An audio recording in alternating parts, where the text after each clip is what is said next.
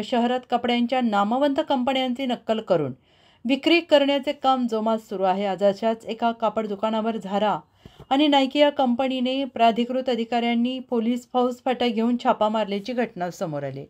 कोकणे गल्ली patterns menswear या दुकानामध्ये झारा आणि नाईकी या नामवंत कंपन्यांचे टी-शर्ट बनावटी करून विक्रीसाठी ठेवण्यात आलेले आढळून आल्याने कंपनीच्या अधिकाऱ्यांनी यावर छापा मारला असता यावेळी झारा आणि नाईकी बनावटीकरणाचे 2,04,000 रुपये किमतीचे टी-शर्ट कंपनीने जप्त केले। या प्रकरणी झारा आणि नाईकी कंपनीचे प्राधिकृत अधिकारी भरत राजकुमार धरमदासानी वय वर्ष 29 राहणार हरिण प्लाझा वळिवळे रोड गांधीनगर कोल्हापूर यांनी मिरज शहर पोलिसात तक्रार दिली आहे।